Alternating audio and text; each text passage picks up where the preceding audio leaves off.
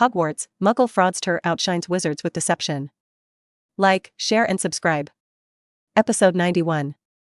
Quirrell, who gradually became 25. Near dinner, Lewis and Hermione sat in the library reading a book. Lewis stared up at Hermione the whole time. At first Hermione didn't care, but under Lewis's extremely aggressive eyes a little uncomfortable. "Why do you keep looking at me?" Hermione's cheeks puffed out with anger. "I see you're a little angry, and I'm wondering why you're angry." Lewis tilted his head to look at Hermione with a pestle in one hand and tilted his head to look at Hermione, "But I didn't think about it. What happened?" "It's because of Harry Potter and his red-haired henchman." Hermione seemed to be very upset. "I helped them find the news of Nicolaim, but they didn't appreciate it, and the red-haired Weasley actually called me a megalomaniac." "That's excessive." Lewis lowered his arm and lowered his gaze. "Do you want me to help you teach him a lesson? How about a nightmare all night?" "Forget it." Hermione had a momentary thought. "You'd better not use this power too often, it may attract envy and jealousy from others." "Makes sense." Lewis nodded, enjoying Hermione's concern between words, and suddenly he remembered something and said to Hermione, "By the way, don't run around during dinner, try not to act alone." Upon hearing this, Hermione immediately lowered her voice and asked, "Did you predict something?" "Yes, tonight will not be peaceful, but as long as you follow the army, it is a thrill," Lewis said. Although Hermione's assessment of Ron Weasley can be laughed off under Lewis's intervention, there should be nothing wrong with Quirrell releasing the trolls tonight. Lewis was also a little worried that Hermione was stuck in the toilet by trolls. "Is that so?" Hermione nodded and said, "I won't be alone tonight." "Well, in short, be careful." Lewis looked around. The seats in the library were basically empty, and the little wizards who couldn't help but be excited ran to the auditorium to wait for the Halloween banquet to open. "Let's go, it's almost time," Lewis said. The two packed up their books and were about to leave, when Padma walked in from outside the library. "I guessed you'd be here." Padma came over after seeing Lewis. "Professor Quirrell is looking for you. He said to wait for you in the office." "Professor Quirrell looking for me?" Lewis pointed to himself. "Well, it looks like there's something urgent." Parvati put her arm around Hermione. "You go quickly, Hermione, and I will go to the Great Hall first." "Wait." Lewis stopped the two and then grabbed Hermione's hand, leaving a teleportation mark on Hermione. Hermione's eyes widened, although she had been a little used to Lewis pulling hands or suddenly getting closer with Lewis lately, but it was all in private. Holding hands in front of others made Hermione jump carefully. "Wow, you guys are too exaggerated, just separate for a while," Padma shouted from the sidelines. "Let go, it's really jealous to watch." "Okay, be careful on your way." Lewis nodded and let go of Hermione's hand to watch the two women leave. The teleportation mark was left just in case Hermione did encounter a troll, due to some accident, he could still save the field. "And then there's Quirrell. What is this guy looking for me to do?" Lewis touched his chin. "Shouldn't Quirrell be going to release trolls to attract the attention of others so that they can explore the level that guards the Philosopher's Stone? Why do you still have the effort to find him? Probably not planning to ask him for news, right? Find the Merlin bloodline himself to inquire about my news? I have never seen such a crude method of inquiring. Could it be that you want to surrender directly? Sleeping, it's also a villain, is it so unambitious?" With a stomach full of doubts, Lewis went to the office of the professor of the Blackfoot Law defense class. However, what Lewis was also puzzled about was that Quirrell, who had clearly said that the office was waiting for him, was not here. Strange? Actually, release my pigeons. Lewis looked at the defense against the dark arts professor's office and couldn't find Quirrell, but on his desk, he saw a note. The note contained Quirrell's apologetic words, saying that he had a temporary matter, so he broke the appointment and made an appointment again next time he had the opportunity. What is this playing? Lewis frowned and picked up the note and was about to burn it to vent his hatred, when suddenly, the handwriting on the paper changed the moment he picked it up. "Watch out for Voldemort on me, he and villains all over the world join forces as a family." As Lewis finished reading, the note immediately spontaneously combusted and was quickly burned clean. Lewis looked at the note that dissipated in his hand and was amazed. "I didn't expect the neglected Quirrell to turn against the water first. It seems that he really feels that he can't get well under Voldemort. But I didn't expect him to be able to deliver the news while Voldemort was possessed. It's not simple. Voldemort was a Dementor, and he was attached to the back of Quirrell's head, and Quirrell's mind was logically defenseless in front of Voldemort. For the news conveyed by Quirrell, it is naturally useless. After all, both Dior Brando and Lewis Wilson are the same person. But the signal from this is interesting, which means that Quirrell is on the verge of betraying Voldemort. There is a chance to communicate with Quirrell with illusion. Hee. Quirrell's betrayal of Voldemort is interesting to think about. Lewis didn't think it was so difficult to rebel against Quirrell, the current Quirrell, as long as he gave him a hope of living, even if he knew that it was poisonous bait. As long as the price was not worse than Voldemort's side, he would definitely not hesitate to betray it. The only problem is that Lewis doesn't know Quirrell, a pawn. Even if he betrays, what can he do? Possessed by Voldemort, he had no chance to do anything. He dared to go against Voldemort's wishes, and the ruthless Voldemort would kill him without hesitation. Let's take your time. Although the effect of the red medicine bottle is powerful, Quirrell's body will eventually be unable to make up for it with the little red bottle because of the damage to life. Lewis walked out of Quirrell's office and thoughtfully closed the door for him. When he goes completely crazy and hysterically blames everything on Voldemort, that's when the most interesting plot happens. And then I watch it as Merlin's bloodline? Or in the identity of Dior Brando? Lewis rubbed the brim of his top hat and had an excited expression on his face, as if a child had gotten a favorite toy. I'm really looking forward to it. Episode 92 is coming, the trolls are coming. At the door of the Great Hall, students excitedly walked into the Hogwarts Great Hall in Halloween limited costumes. 1,000 bats fly on the walls and ceilings, no more than one, and huge pumpkins are carved into lanterns to hang on the walls and ceilings, and candles flicker in the pumpkin lanterns, adding to the mysterious atmosphere. The young wizards of the first year were all dumbfounded, stunned by the mysterious auditorium. However, the decoration is not the most important, but more important is the long dining table, unlimited candy cakes and other sweet sweets that make people feel happy. Seeing this scene, no child could not be moved, and they obediently sat at the long tables of their respective colleges, discussing excitedly with their friends, waiting for the dinner to begin. Under normal circumstances, Hermione was no exception. But tonight, Hermione was a little distraught because Lewis hadn't arrived in the Great Hall yet. She looked towards the long Slytherin table. The atmosphere there was a little strange, and the students in the other houses around her were out of place, and many of the boys looked like they were mourning.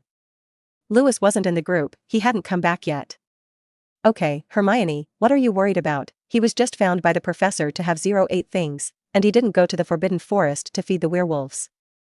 Padma reassured her, this is Hogwarts, and there is no safer place than this. That may have been the case in the past, but not tonight.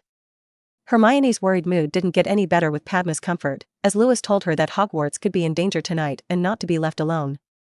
But Lewis shouldn't be in danger, he is now staying with the professor. Just as she was thinking, Hermione noticed Snape with a low air pressure walking in through the Great Hall door. He walked with the wind, his cloak bulging, like a large bat burp surrounded by bats. Everyone can see that Snape is not in a good mood, as if he was being tricked by someone. With Snape's stomach center, the students within a radius of 3 meters are involuntarily silenced, for fear of attracting the attention of the angry Snape. But there was a brave man who dared to provoke this professor, and this brave man was none other than Hermione. Professor Snape, have you met Lewis? He was called to the office by Professor Quirrell. Hermione had the audacity to block Snape's way, even resisting his sharp, seemingly shadowless eyes. Padma, who was sitting next to her, couldn't wait to bury her head under the table, and even if she didn't look directly at Snape, she felt a cold gaze. You mean, Professor Quirrell? Snape glared at Hermione, but he didn't make it difficult and said directly, your friend will be back soon. Professor Quirrell has a temporary matter and is not in the office.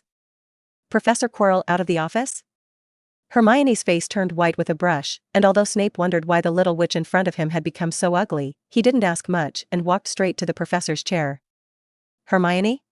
Hermione, are you all right? Parvati on the side only raised her head when she saw Snape leaving, and suddenly saw Hermione's face become so ugly and quickly asked with concern. I am okay. Hermione didn't return to her seat, she glanced at Padma, I'm going to find him. Padma didn't quite understand Hermione's thoughts, because in her opinion, Lewis just missed the meeting with Professor Quirrell, what could happen at Hogwarts? But empathetic, she felt that Hermione could not leave alone, I'll accompany you. Hermione hesitated, remembering that Lewis had said not to be left alone, so she nodded. The two girls left the table together and walked towards the outside of the auditorium. The Halloween dinner is relatively free, not to mention that the dinner has not officially begun, and it is not rude to leave. However, not long after the two girls left, Lewis returned. As soon as he entered the door, Lewis's eyes looked at the Ravenclaw table, but he didn't see Hermione when he looked around. Not only Hermione, not even Padma. Didn't you say don't walk around? Lewis frowned, took off the top hat on his head, and placed it on the long Slytherin table. As soon as the hat fell, the people around suddenly spread out to both sides centered on the position of the hat, instantly freeing up a large space, not to mention sitting on Lewis, or stuffing Hagrid is more than enough. Lewis glanced at the Slytherin boys, their expressions were particularly aggrieved, looking like quails who had been bullied and shivered by the great demon king. It is understandable, after all, they have provided Lewis with a total of more than 7,000 fraud points today, and Lewis's fraud points have now reached 93,000. Lewis let go of the Slytherins, who had just been stirred up psychologically, and walked towards Ravenclaw under the watchful eyes of many students and professors. Has anyone seen Hermione? Hermione Granger.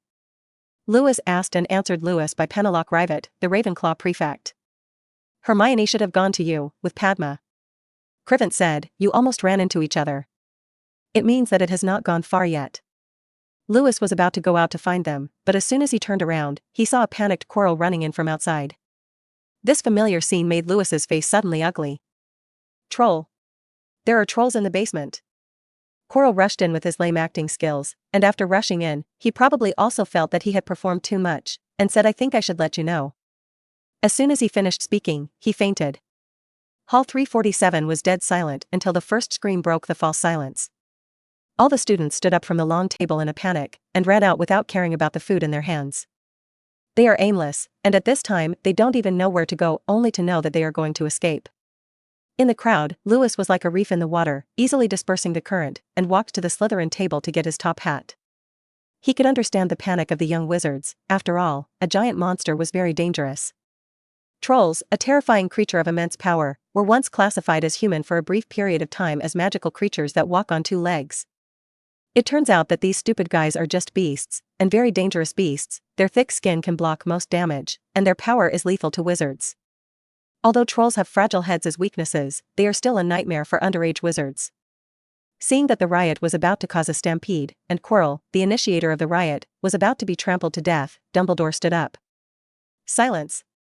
With the help of a loud sound spell, Dumbledore's voice was like a subwoofer blowing up the street, which suddenly overwhelmed the panicked screams of the students and quieted the Great Hall. Episode 93, 3 punches killed the monster on the spot. Everyone stopped running meaninglessly and looked at their main bone, Dumbledore. Dumbledore looked at everyone and continued to say in a loud voice, all students, go back to the dormitory under the leadership of the prefect. Professors, go to the basement with me. Mr. President, there are still 2 students in our academy who are not here. Ravenclaw's prefect Penelope Rivet said quickly. Give it to the professor, you guys go back first. Dumbledore said in a deep voice, and then left with most of the professors. The reason is the majority, because Snape did not leave, he kept staring at Quirrell who was lying on the ground and pretending to be dead and almost pretending to be really dead. Lewis didn't pay attention to the 2 professors, he left the auditorium with the crowd, and planned to leave the army to find a place where no one saw and teleport directly. Instead of looking for someone without a head, it is better to directly use teleportation to find Hermione. If it is not for the fear of suddenly disappearing people causing riots, he plans to directly teleport incognito. Wilson, where are you going? Come back to the dormitory with us. However, Lewis is too dazzling, and the chaotic crowd will also attract the attention of others. It was the Slytherin prefect who stopped Lewis, it seemed to be called Gemma Fari, and now Slytherin estimated that only girls who had not been treated by Lewis dared to talk to him. When the boys saw Lewis, they couldn't wait to be a transparent person and disappear in front of Lewis. Sorry, I have a bit of a personal matter. Lewis snapped his top hat over his head and smiled back. But before the prefect could finish speaking, Lewis had already flashed and blended into the crowd. At this time, Hermione and Padma were on their way back to the Great Hall and missed the commotion, unaware that trolls were wandering in the safety of Hogwarts. Rest assured, Hermione, maybe Lewis has arrived at the Great Hall, we should have missed it by chance. Padma said, taking Hermione's hand. Don't worry, Hogwarts is so safe, it will be fine. Hermione was still a little worried, but thinking about it, what Padma said was indeed right, maybe Lewis had returned to the auditorium by this time. Wait, so if Lewis returned to the auditorium and found that he was not there, would he come out to look for her? Doesn't that mean that the 2 may not find each other? Hermione was a little crying and laughing at the thought of this, hoping that Lewis would not come to her, and on the other hand, she hoped in her heart to see Lewis looking for her. Okay, I know, let's go back. Hermione ran with her backhand pulling Padma up. They had to hurry up and get back to the auditorium before Lewis came to her. The 2 walked down the stairs, and just as they went down to the 2nd floor, they heard an unsettling vibration. What's that? Hermione stopped alertly. What?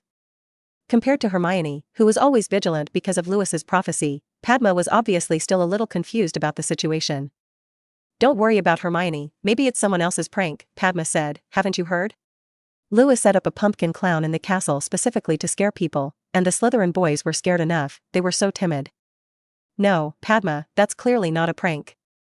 Hermione watched in horror as the shadows and approaching footsteps on the wall across the corridor grew with unease. When she smelled the growing stench, she finally combined the shadows projected on the wall with the illustrations in the book she had seen before. Run! Hermione yelled, it's a troll. She took Padma's hand and ran in the opposite direction, hoping to run into a professor who happened to be passing by. Their exclamations and footsteps alarmed the trolls around the corner. It poked its head out and saw the little dot that was fleeing, and the wild nature was immediately aroused. Roar! It let out a roar and rushed towards the two. Human beings are more or less monophobic. Even if not, when you see a behemoth nearly 4 meters tall rushing towards you with a huge stick, you will have palpitations and think about hurrying to give this reckless thing a shot. Obviously, neither Hermione nor Padma had that kind of matchless physique, and they began to run wild at the first sight of the troll. At this time, no one could keep their composure and think about whether I was using the Avada death curse or the floating charm, and their first reaction was to run away. The act of escaping attracted the trolls. Roar! The giant monster let out an inexplicable roar and rushed towards the two, wielding a big stick in his hand.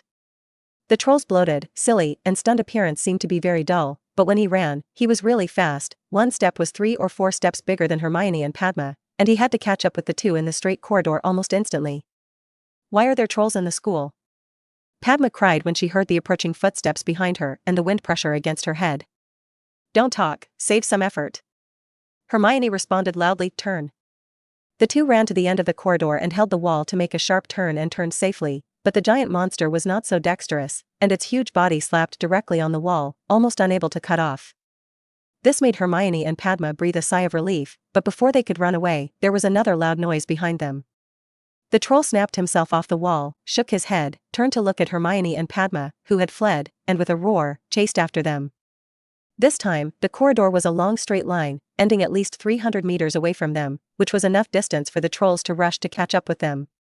Sensing the danger behind her getting closer and closer, Hermione finally adjusted to the tension in her heart, when there was a rapid wind sound behind her, as if a boulder had smashed into them. She pushed Padma hard and rolled herself to the side, and Padma rolled on the ground with a scream, and the extra abrasions on her body made her scream like crying.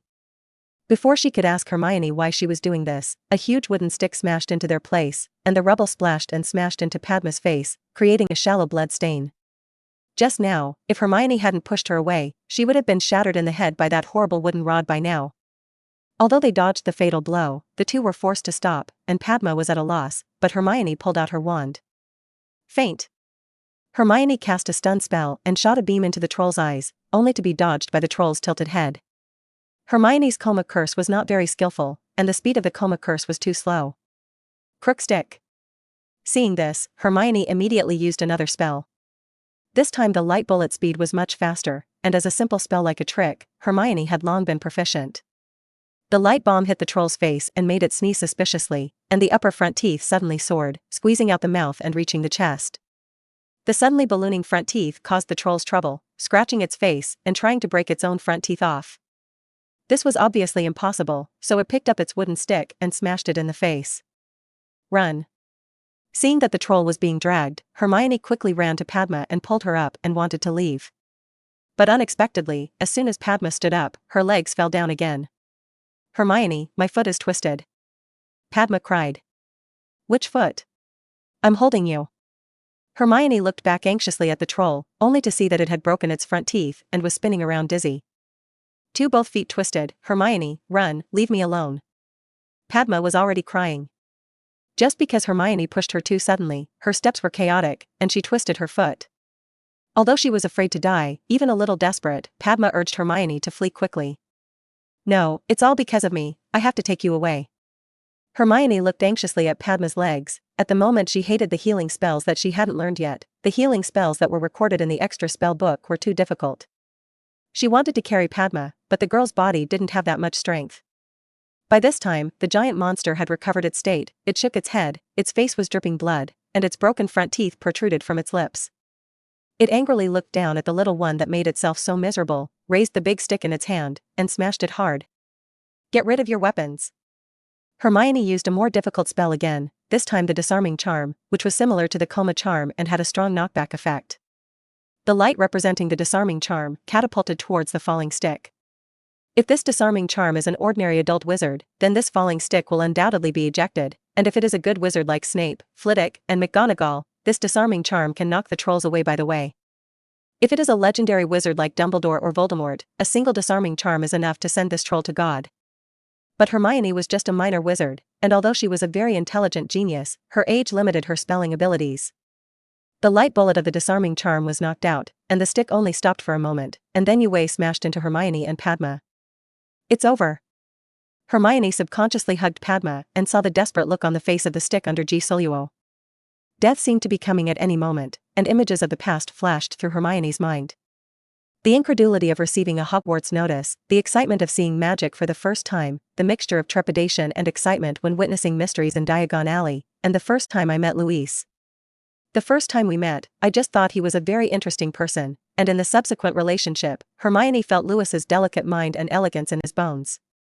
Then at the observatory, the moment when the starlight seemed to sink into Luis's eyes, Hermione's young heart suddenly had a heartbeat. Luis. Hermione shed tears a little unwillingly, looking at the stick that was about to fall. Her heart was full of regret. Boom. The stick fell, smoke and dust were everywhere, and the hands of the giant monsters were sour by the force of the anti-shock. Satisfied, it picked up the wooden stick, intending to admire its masterpiece, but did not expect to look down and see two abominable little dots intact. There seems to be a faint layer of golden glow on the surface of Xiaobu's body blocking the front, and that faint golden glow actually blocked its full blow lightly. Roar. The giant monster was furious, feeling that his self-confidence was gone, and he didn't kill a small point, and he held up the stick and smashed it down again.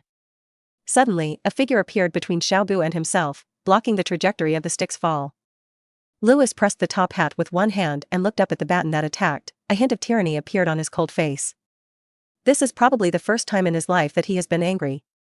The shadow of the bull charm appeared under the starry eyes, and the charm was full of cracks, but it was not broken as if it had been glued by superglue. He raised his left hand, and his small fist met the oncoming stick. Boom. Boom. One was the clash of a fist and a stick, and the other was the sound of a stick bouncing and smashing into the head of the troll. The stick swirled to the side, and a terrible crack pierced through the rod as if to tear it apart. The troll's body swayed, it had wisdom eyes, and its huge body spun in a circle in place. Luis looked at the embarrassed trolls coldly, turned to look at Hermione and the stunned Padma. Hermione's little face was pale and her eyes were closed, and there were 2 tears hanging from the corners of her eyes. Luis sighed and reached out to wipe the tears from Hermione's face, all said to stop running around. The familiar voice and the warmth of her cheeks made her open her eyes blankly. Luis? I'm here, rest assured, it's safe to have me. Luis said with a smile. The two looked at each other, and the air seemed to be filled with some kind of sour smell. Now is not the time to fall in love. Padma on the side spoiled the atmosphere. Look at the troll, it's still there. Silly constructed blood to dissolve the fox, and Uis came here, and a pair of big hands grabbed him. Luis glanced at the troll, and then made the approaching troll stop, and his wise eyes were full of fear. Fearbringer, any being with ill will feel fear, but fear alone is not enough to make a brainless guy like the trolls flinch. It roared with the momentum of Mount Tai and pounced towards the 3. A huge shadow enveloped the 3 of them. Luis snorted coldly, and the cow charm under his eyes appeared again. With a punch, Luis struck the troll's stomach, sending the troll's huge body flying towards the ceiling. With 2 punches, Luis jumped up, restricted, came to the top of the troll, aimed at the back of the troll's head, and smashed it down with a punch, smashing the trolls to the floor. The battered floor was hit hard again, and large cracks made it wonder if it would collapse. Fortunately, this centuries-old castle at Hogwarts has stood the test. The dust dispersed, and Luis walked from the side of the giant monster intact. The giant monster was lying on the ground, the position of the head was almost in a small pit, the back of the head was sunken, white and red were mixed, and it seemed that he could not survive. Coupled with the punch that flew the stick before, a total of 3 punches, the troll, which is difficult for ordinary adult wizards to deal with, left this wonderful world very uneasily. The legs are still twitching. Not to mention Padma, who had just seen Luis playing the big stick. Hermione's eyes were cute and round, and her small mouth was slightly open to look at the scene in front of her in disbelief. Do you want to keep it secret? Hermione asked ghostly. Luis glanced at Padma and then into the corridor, shook his head when he heard the footsteps approaching over there. There is no need. At the end of the corridor, a group of professors came over, led by Dumbledore. Merlin's beard. Dumbledore looked at the scene in front of him and shouted involuntarily. In addition to the large army of professors, there were two professors who were long overdue. One was the faltering Snape, and the other was Quirrell, who had a poisonous look in his eyes. Their expressions were particularly exciting when they also saw Lewis and Hermione Padma, and the trolls who fell to the ground and died. Snape looked shocked, while Quirrell was shocked and excited. This is the so-called Merlin bloodline? He actually easily saved two students who had little ability to resist from the trolls, and killed the trolls without injury. But Merlin should be very good at magic, right? But how does this giant monster seem to have died of violent torture? What's going on here? Professor McGonagall, who often dealt with trivial matters and even became a habit, came over and said, "Mr. Wilson, we need your explanation." Obvious, isn't it? Professor. Lewis said very obediently, "I stepped forward to save my classmates when they were in danger, and killed the trolls that invaded Hogwarts by the way. It's just that his well-behaved appearance is out of place in front of the corpse of the troll, and the sunken back of his head and the pits on the ground are not silent," which is a heart-rending shout accusation of Lewis's brutality. The corner of Professor McGonagall's eyes twitched, looking at Lewis's innocent face and stressed, "Mr. Wilson, I need some details." Episode 94, huh? Mission accomplished? The details: I used my wits and strength to defeat the trolls. Lewis spread his hands, "That's it, no more details." What is this called, a detail, the process? The reason? Do you want to say that you beat the trolls to death with your fists? It's better to say that a giant broke in and killed the giant monster by the way. Professor McGonagall took off her glasses and pinched the bridge of her nose, feeling her blood pressure rise sharply. "That's it, Michaeliva." Then Professor Dumbledore spoke. "In any case, Mr. Wilson saved two innocent students and solved a troll, and I feel we should reward him instead of interrogating him." Dumbledore looked at Lewis with a smile in his eyes. "Slytherin plus 50, Mr. Wilson, you are doing well, now go back and rest. I have asked the house elves to bring the food from the dinner to the house lounge. You can continue to enjoy." "Thanks, Professor Dumbledore." Lewis took off his top hat and saluted, then helped Padma up with Hermione. Professor McGonagall hurriedly came over and conjured a stretcher and put Padma on it and took her to the hospital. Watching Professor McGonagall and the students leave, Dumbledore said, "Professors, let's clean up the mess." Magic spell, refreshed, it can repair some serious item damage and restore them to their original state, but this spell has a limited number of effects on each item. Otherwise the Weasleys' robes wouldn't be so worn. Therefore, to repair the castle, you need more sophisticated magic to assist in repairing. The other professors hurried to repair the walls and floor, and the body of the troll, which was one of the levels he had set up to protect the Philosopher's Stone, was painstakingly dragged away by Quirrell. Dumbledore looked at the back of the troll's sunken head, and then at the stick not far away. "It looks like that wound should have been made of the stick Lewis Wilson used the floating charm? Or is it some special magic?" With this in mind, Dumbledore walked over and picked up the stick, and then he noticed the crack on the stick and the inconspicuous fist mark in the center of the crack. Seeing that even the well-read Dumbledore was silent. "Is this something that people can do?" Dumbledore touched the fist mark on the stick, and from the feel of it, it could be seen that the fist mark on the stick was smashed out at one time. And because of the crack that runs through the stick, there is no doubt that this stick has no ability to be used as a weapon after being hit by brute force, and just touching it will make its crack expand, and if you want to use it to burst the troll's dog head, the only result is that the stick breaks first. How did the physical wound on the back of the monster's head appear? Look at the fist mark on this stick, and the answer is imminent. This is definitely not something that a normal wizard can do. Dumbledore whispered. "Albus?" Professor McGonagall, who had finished dealing with her own repair area, came over. "What's wrong with you?" "Look at this, Michaeliva." Dumbledore handed Professor McGonagall the stick that had almost broken, pointed to the fist mark on it and did not speak. Professor McGonagall was stunned for a moment, looking at the fist mark on the stick and lost in thought. Could it be that the rumors among the students are true? Professor McGonagall said. "Mr. Wilson has nightmare blood?" She didn't say anything about Merlin, and it was always a little strange to say about Merlin's descendants in front of Dumbledore, the recipient of the Order of Merlin of the first class. Nightmares are legendary monsters. No one has seen nightmares, just as no one has seen the true face of Boggart, and we have no way of knowing its power, only that it can sneak into other people's dreams. Dumbledore's voice was still calm, but it was inevitable that his voice was a little distorted when discussing such bizarre things. Maybe Nightmare is also good at hand-to-hand combat? Infinitely powerful, comparable to giants? I don't know what faux pas Dumbledore has now fabricated in his mind for Nightmare. Do you think Mr. Wilson really has that bloodline? Do you want to admit it openly? Professor McGonagall lost her voice.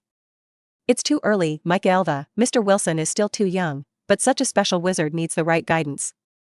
Dumbledore looked at the stick in Professor McGonagall's hand. If he is about to step on the wrong side, it will be an even more serious disaster, a disaster far worse than 11 years ago.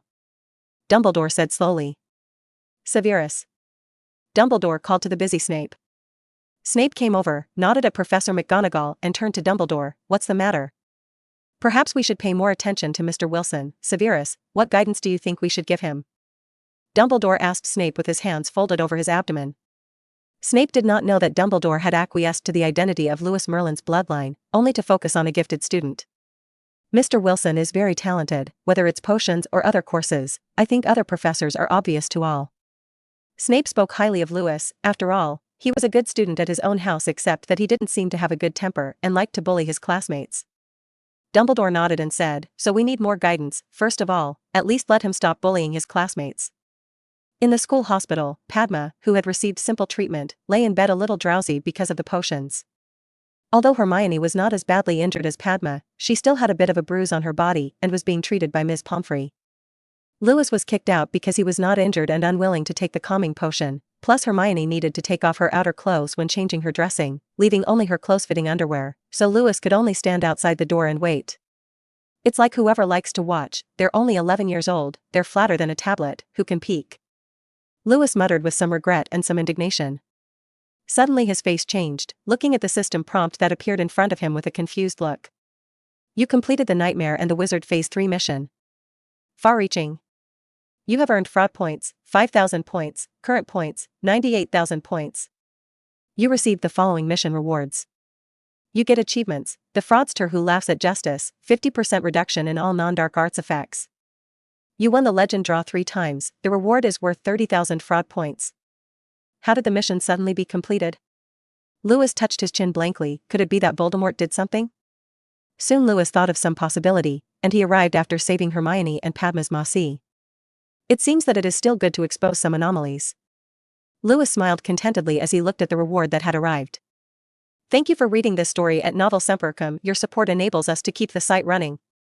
Episode 95, Legendary Draw, Orange Cat and Treasure Trove.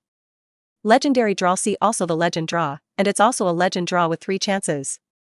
Lewis, who had been looking forward to the Legendary Lottery for a long time, couldn't wait to find a hidden place to go to the lottery immediately to see what kind of surprise this lottery could bring him. Then Lewis couldn't wait to say something to him, and Hermione, who was red-faced, sent the bronze statue of the eagle head at the door of the Ravenclaw common room and ran away happily. Hermione opened her mouth blankly, and the words that she wanted to call out to Lewis were not said after all, and the original beautiful mood died instantly. Humph. Hermione looked at Louise, who was leaving with a huff, and unwillingly turned her head into the common room, muttering, there is no next time, unless you speak first. Originally, Hermione wanted to take advantage of this heroic atmosphere to save beauty and confess, but was caught off guard by Lewis's impatient departure. So Hermione made up her mind that she would never say she liked it first unless Lewis spoke. Lewis didn't know what he had missed, and at this time, he was already occupied by the legendary draw. The only legendary lottery so far has brought him irreplaceable power, the 12 charms from the Holy Lord. And soon he will usher in no less than the power of 12 spells, or come to 3. The thought of this Lewis was a little impatient, mood.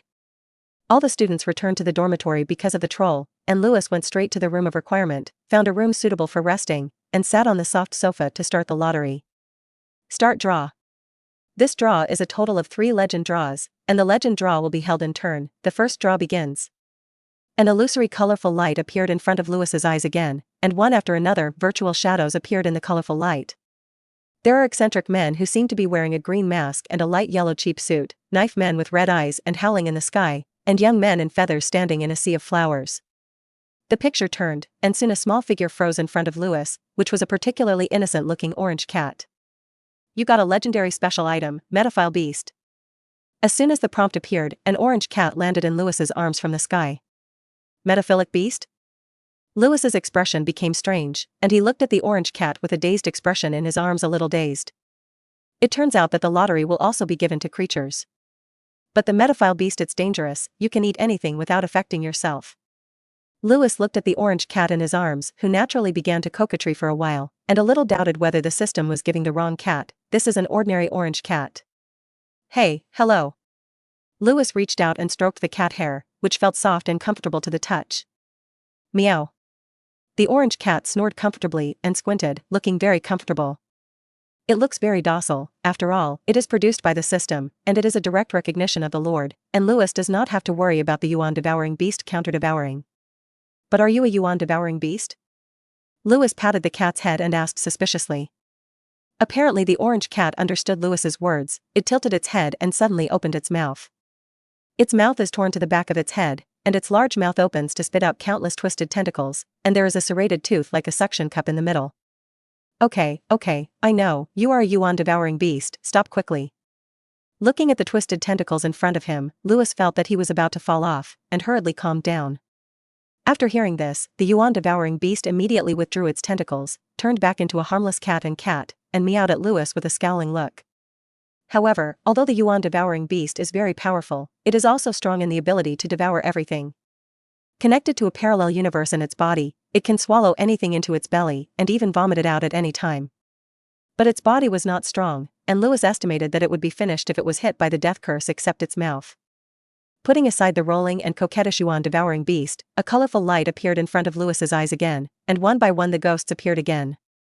This time, before Lewis could see the flashing figures, the draw was over, and the picture was frozen on a man wearing golden armor, blonde hair and red eyes, and full of nobility. You got a legendary special item, King's Treasure. When the system prompt ended, Lewis suddenly felt that his spiritual body seemed to be connected to a golden space. The space was pearlescent but cold, filled with all kinds of precious treasures and powerful weapons. What's more, Lewis can not only take out the treasures in the space at any time, but even launch them like cannonballs. The King's Treasure, from the Fate series, originates from the treasure trove of the oldest heroic king, Gilgamesh. The King's Treasure is a conceptualization of actual objects, as it contains all the precious things of the present in Gilgamesh's treasury during his lifetime. Therefore, after Gilgamesh's heroization, the King's Treasure was conceptualized as a luxurious treasure house with the prototype of all the treasures of the past and present, and the contents of the contents will increase as civilization progresses, and even Gilgamesh himself does not know how many treasures are inside. The King's Treasure is a powerful prop worthy of the legendary name. Compared to the King's Treasure, the yuan-devouring beast is a little rudimentary. Lewis touched the head of the yuan-devouring beast and muttered to himself. Meow. Hearing Lewis say that he can't, Akabana cries out in dissatisfaction and decides to eat Lewis. Lewis smiled and rubbed the head of the yuan-devouring beast. Just kidding, the King's Treasure is comfortable for you to pick up. Lewis raised his hand, and a golden vortex appeared in his hand, and a luxurious gold-encrusted jade tickled out of the vortex. This itchy scratching nouveau riche has a strong temperament. In addition to the pure gold pull, there is also a jade scratching head, and it is quite heavy to let go, but it feels good in the hand, and it feels very close to the palm of the hand when held in the hand.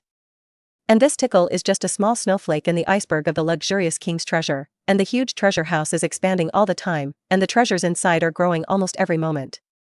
Lewis scratched the meta-eater with an itch, and after a while, let it roll comfortably on the sofa. If I want to give you a name, I can't always call you the yuan-devouring beast. What is it called?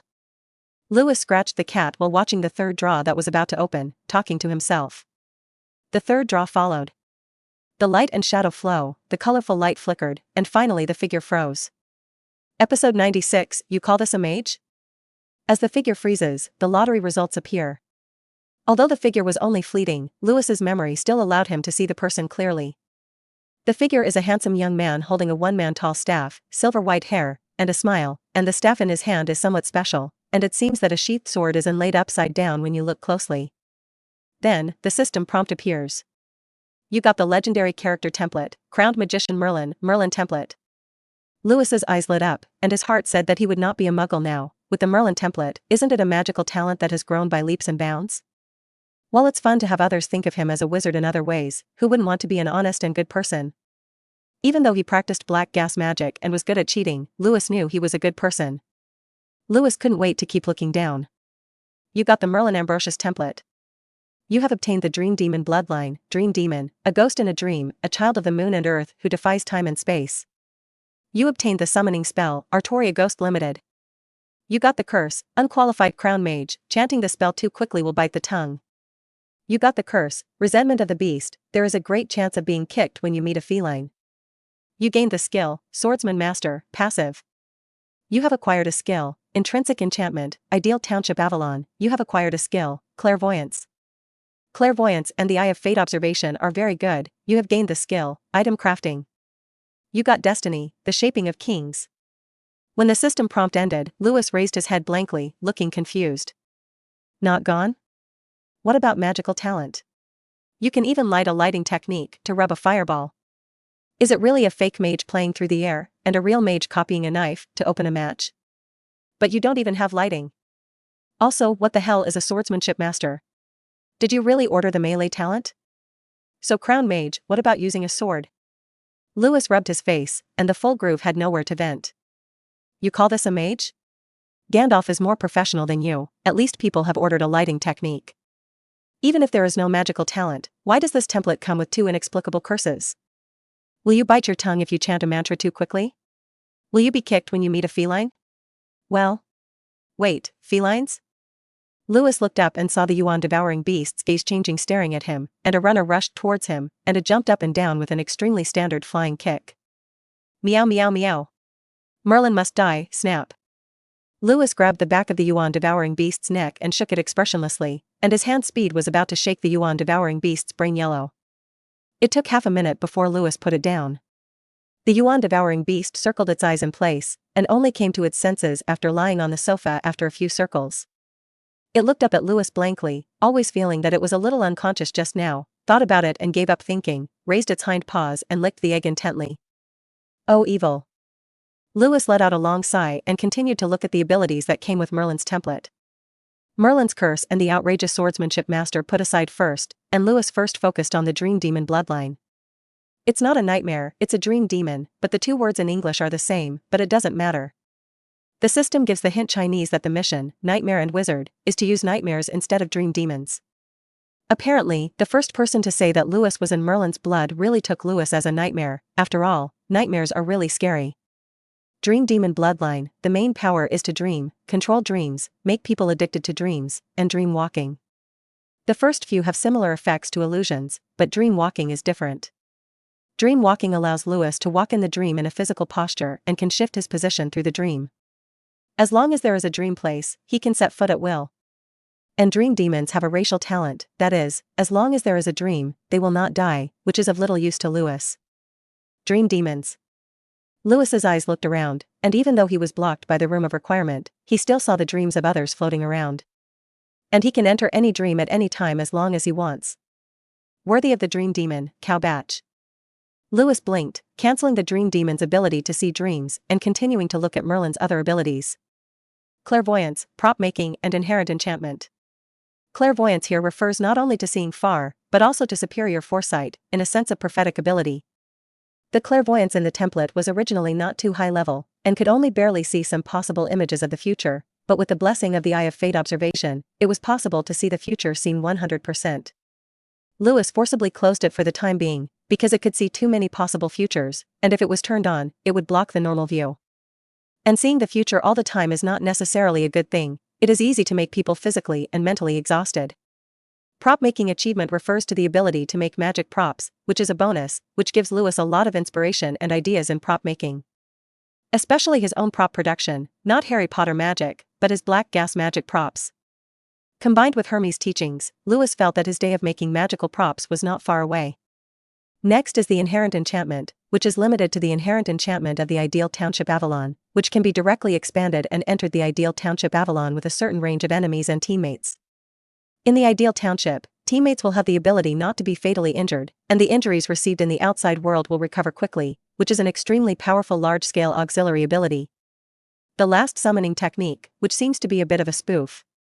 Lewis hesitated for a moment and whispered the summoning spell quickly. Artoria opened the FA, biting her tongue, meal. The wind howled, and a ghostly figure wearing a battle skirt, with sharp eyes, holding a holy sword, and a heroic posture appeared. The phantom has no consciousness of his own, just standing in front of Lewis, who feels that he can give the other party a simple attack. A simple command to protect. It lasts about 5 minutes, after which the ghost dissipates. Seeing this, Lewis nodded with satisfaction. These abilities are very strong, worthy of Merlin's identity, although the swordsmanship master still has the curse of biting his tongue is quite funny. But fortunately, Lewis has 12 spells as a base, and his combat effectiveness with a sword is quite strong, and he is not a wizard himself, so he does not need to chant spells at all, so he will not be too uncomfortable. It was the column called Destiny that Lewis cared about. Episode 97, The Shaping of the King. The word fate sensitized Lewis. Since opening the Destiny point, Lewis has attached great importance to destiny, which means points and powerful props, and the interests are not too important to him. However, fate here obviously has nothing to do with fate points, and fate here is more similar to cause and effect than fate that controls the trajectory of life. Lewis gets the character template, and at the same time gets a copy of the cause and effect from the character template. The explanation given by the system appeared before Lewis's eyes. Destiny, template props must be carried, which is the most important achievement of the template source. Destiny, the making of kings, Merlin teaches King Arthur the manifestation of the man and requires that the bearer must teach and assist a man with the gift of kingship to the throne. Note, the throne does not refer to the position of the king alone, but only to a region or race, the nominal leader. Completing fate will be a gift from the template source, no penalty for failure or failure. That's all about destiny, the making of kings. At first, Lewis was a little worried, because this thing seemed to involve the Muggle world. After all, there was no such thing as a king, and the wizarding world did not have it. If it's in the Muggle world, it's troublesome. Train a prime minister? It sounds very emotional, but Lewis doesn't understand it. And the wizarding world is quite sensitive to this kind of thing. Once it is done, Lewis will be wanted 80%. However, after seeing the note, Lewis was relieved, and felt that this so-called fate was too simple. Isn't it just to help someone to the position? I think Hermione is quite suitable. Fate should be her magic companion. That's right, the Minister of Magic belongs to the leader of a country in the wizarding world in name, and training Hermione as the Minister of Magic is almost for nothing, and the position of Minister of Magic can be obtained without Lewis and Hermione. But when he thought about it, Lewis felt that this idea did not seem very reliable. Not necessarily before I intervened, Hermione and Harry Potter acted together a little bit of light, and now that there is a gap in the house, and there is no friendship achieved under the oppression of trolls, Hermione really does not necessarily have that opportunity. Lewis's thoughts were not without reason, and in his opinion, the primary reason Hermione was able to become Minister of Magic was not even the trio's efforts to defeat Voldemort, but her marriage to Ron Weasley. Joining Pure Blood was the most important reason why Hermione could become Minister of Magic. After the Savior's helper. My own efforts and talents can only be useful after that. And making Hermione the Minister of Magic is also obeying fate, and you can't earn fate points. Lewis pondered again. Hermione wouldn't have a chance to become Minister of Magic without the help of Pure Bloods, but there should be no problem with a Merlin bloodline as a backing. The premise is that the division of the whole England and the whole world recognize the identity of his Merlin bloodline. It shouldn't be difficult, after all, I have Merlin templates. Lewis thought about it and felt that it was very likely. However, even if it fails, there will be no punishment, there is no limit to the fate from the template, it is just a reward task, there is a reward for completing it, and if you fail, you will not be killed by heaven. So there's nothing to worry about. At the end of the lottery, Lewis hugged the pharyngeal beast he named Asta and left. Responsiveness. It was curfew time, but the castle was still bustling. It's Halloween Eve, what kind of Halloween is it if you don't make trouble at night? So there was actually some laughter in the supposed quiet castle, which made Filch stomp his feet angrily, and took his cat, Mrs. Loris, to arrest people. But where is it so easy to catch students who dare to travel at night? Filch took the cat around for a long time, and was almost angry by the student vomiting blood. Lewis shook his head when he saw his bloodshot eyes, as if he had seen his father's enemy. Why bother? Just as Lewis was about to leave, something happened that left him speechless. The source that left him speechless was Lady Loris. The cat seemed to smell Asta, not only fried, but also accurately served Lewis' foot. Obviously, with the stealth of the snake charm, this cat is impossible to find him, but this foot is exceptionally accurate. Lady Loris herself was stunned, it looked at the empty corridor, and the little head did not react for a while why she wanted to jump on her feet, and jumped on something. This curse is outrageous. Back in the dormitory, the roommates in the dormitory had gone to sleep, and Lewis took out his clothes and built a nest for Asta. The spirited Fafnir opened his eyes in the darkness and stared at Asta with ill will. Not to be outdone, Asta's eyes were round and glaring at Kuana. Don't fight, Fafnir, you're no match for Asta, watch out what it eats you. Lewis pointed to Fafnir's nose in warning. When Fafnir heard this, he turned away from looking at Asta, who was looking at it defiantly. Just obey. Lewis nodded with satisfaction, turned around and turned on the dream demon's talent. Cloud-like dreams appeared in front of Lewis's eyes, and Lewis could see the dreams of those people without even entering the dream. For example, the black brother in the dormitory, Bress Zabini, is dreaming of himself sitting on the throne and looking at the appearance of all sentient beings. The people around him worshipped him, and strangely enough, the appearance of the people around him was somewhat similar to Bress Zabini, a young man who was particularly confident in his appearance. Lewis just glanced at it and went to the interest. What is the meaning of this unimaginative dream? Look at Draco Malfoy's two followers of Bangal and Crabbe. Their dreams are surprisingly consistent, and they are actually eating sweets at the Great Hall dinner. Just no to eat, there is no interest. Lewis smirked and looked at Draco Malfoy's dream. This dream is much more normal. Well, it's a dream. In the dream, Malfoy dreams back to the fantasy and is chased and killed by the Joker in his dream. This time the clown was also renewed, becoming a pumpkin-headed Oda. Tisk, it's miserable. Lewis was amused. Only after laughing did Lewis pat his head and remember that the clown he had released had not been returned. If you think about it this way, the laughter I heard when I just came out of the room is a little familiar. It seems that the pumpkin clown still obeys Lewis's orders, and the castle is scary. Those students who travel at night are afraid that a large part of them are also looking for it. Since this is the case, Lewis does not intend to take it back. After all, for most students in other colleges, the pumpkin clown is a special guest with a festive atmosphere, and it does not look scary. And that thing is only a black gas product after all. I'm afraid it will be restored to its original state tomorrow morning. The pumpkin clown is just a toy, don't care about it, it's more important to look at your abilities. Lewis looked at the dreams of everyone who had fallen asleep in front of his eyes. Let's go to Hermione's dream first. Lewis smiled and set his gaze in the direction of the Ravenclaw dormitory. Episode 98, Sneaking into a Dream. Finding a target in that dream cloud is not difficult for the dream demon. In the eyes of dream demons, everyone's dreams have a unique atmosphere, just like there will be no identical people, and there cannot be two identical dreams. Lewis walks in the space of dreams. The so-called dream space is a latitude very close to reality, which can also be called the inner world, and is the place on which all dreams depend. Through here, Lewis can travel between dreams and achieve physical displacement. At this time, Lewis was in a very special state. His hair grew and fluttered, gradually blurred into the dream space, his body was slightly blurred, and a faint blue light with dreaminess appeared. His face also changed slightly, and the lines were slightly softer, looking a little enchanting.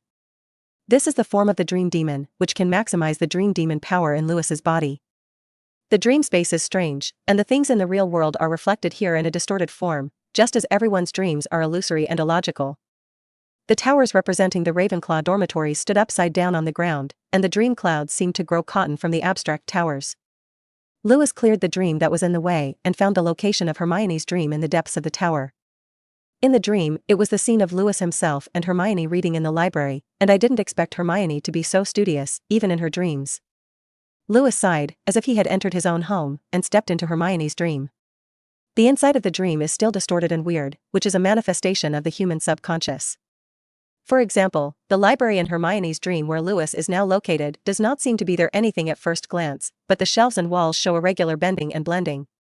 The chaotic colors twisted around, and strangely shaped, faceless students walked between the twisted bookshelf, sometimes walking on the bookshelf, and from time to time turning into beans and jumping from book to book. Fantasies without rational control form a similar picture under the action of the subconscious mind and the brain. Fortunately, Lewis in Hermione's dream did not have that strange face. He was still so handsome, and it seemed that his appearance was still worth noting in Hermione's mind. The dream continued, but it seemed like it was a simple everyday dream. Lewis shook his head, randomly pulled out a book on the shelf and opened it to take a look. There are only large blackboards and unknown graffiti on the book, and it is obvious that the book in the dream cannot be rationally printed on the corresponding book intact even if the owner of the dream remembers it. But in that case, what book are you and Hermione reading? Lewis was a little curious and walked over. Hermione noticed Lewis's footsteps. She raised her head to look at Lewis, who was in a dream demon state, completely unaware of Lewis's abnormality, and naturally greeted. "Good morning, Lewis." Lewis nodded and replied, "Good morning, Hermione." Hermione tilted her head and smiled and continued to look down at the book. Lewis walked behind himself first, and suddenly he found that this self was actually made of wood. Or the whole person is a log, and there is a green leaf in the position of the nose. Fortunately, it didn't grow on the head. Lewis looked at the book he was reading. It is a blank book with not a word on it, but I look like I am reading some wonderful masterpiece in my dream. Lewis looked at Hermione's book again, and the book she read had words, but the content didn't seem too serious. Meeting Lewis for the first time? second, the third time. The whole book is like a diary, chaotically written about the meeting between Lewis and Hermione. It's important for me to look at it this way. Lewis touched his chin and thought proudly. At this time, the dream suddenly changed. Lewis, who was originally sitting in the chair, suddenly stood up, bent down, and approached Hermione, and then stopped and looked at Hermione with a dull face. What is this going to do? Lewis stood curiously on the side and looked at the wooden man himself, and then at Hermione. Hermione blushed slightly and looked proud, and suddenly got up and approached Lewis, the wooden man. Then Lewis found that the wooden man Lewis actually had a shy expression on his face, and then Ting Ting Ting took 3 steps back. Why a shy expression? Lewis almost vomited in disgust from his own face, which was simply spicy. The scene suddenly changes, from the library to the moving staircase. This instantaneous change of scene should be common in the dream world, and the person who is dreaming will not feel any dissonance, only that everything is reasonable. Lewis also felt that it was very reasonable. Apparently Hermione dreamed of connecting different scenes through similar experiences. Lewis, the same wooden man, took a step forward, and Hermione stepped forward with a sly smile on her face. You actually want to see yourself shy? For the sake of his eyes, Lewis immediately switched his position with the wooden man and went directly to join Hermione's dream. As if the scene was repeated, on the moving staircase, Hermione deliberately took a step forward and approached Lewis, trying to make Lewis shyly back in this way. But at this time, the offense and defense were swapped, and the real Lewis appeared. Seeing Hermione approaching, Lewis directly wrapped his arms around Hermione's waist and kept the two bodies close together. Hermione's eyes immediately widened in disbelief. However, Lewis's movements did not stop. His face was getting closer and closer to Hermione's face, the distance between the two was getting closer and closer, the tips of their noses touched together, and the softness and temperature between their lips were close at hand. You two go on, you two go on, you two go on, and suddenly a parrot with a fake beard pops out, muttering in its mouth, flying around the heads of Lewis and Hermione. Lewis cared about this, watching Hermione's delicate eyes continue to bow his head. In the quiet Ravenclaw dormitory, Hermione sat up from the bed with her eyes slammed open, her breathing hard and her hair disheveled. What did I just dream about?